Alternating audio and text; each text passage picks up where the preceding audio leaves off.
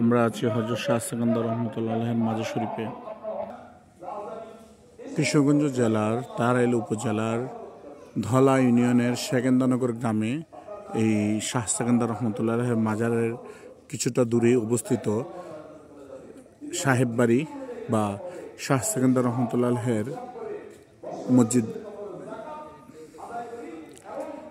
আদি মসজিদটা প্রায় 450 বছরের পুরাতন, লোকের জনশ্রুতি আছে।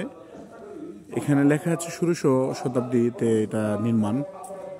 অনেকের অনেক মত আছে, তবে এটা প্রাচীন স্থাপনায়, এতে কোনো সন্দেহ নেই। আমি আপনাদেরকে ঘুরে দেখাচ্ছি হযরত শাহ সেকান্দার রহমতুল্লাহ আলাইহির জামে মসজিদ। এই মসজিদে এখনো 5 ওয়াক্ত নামাজের পাশাপাশি জুম্মার নামাজও আদায় হয়ে থাকে। এই যে আজকে জুম্মাবার, জুম্মার নামাজে খুব বয়ান চলছে।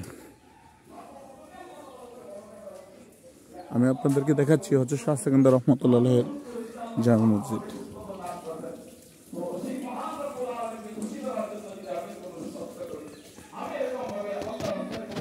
এটা হলো মূল বাউন্ডারি।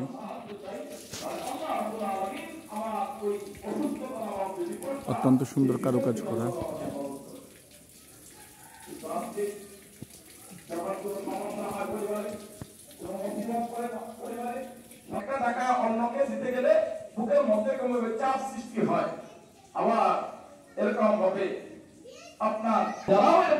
যে সিঁড়িটা দেখছেন, এটা দিয়ে উপরে ঘন্টা ছিল আগে।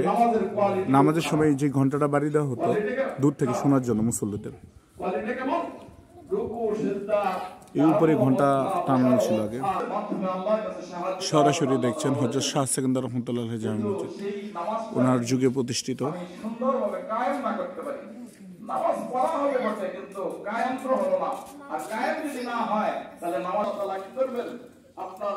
এটা ঘন্টার গেট ছিল, এই গেটের উপরে ঘন্টাটা ছিল। এটা আবার সদর দরজা বলতে পারে। এর পাশ থেকে নকশা করা মসজিদটা দেখতে অনেক সুন্দর। এখানে এখনো রেগুলার নামাজ পড়া হয়।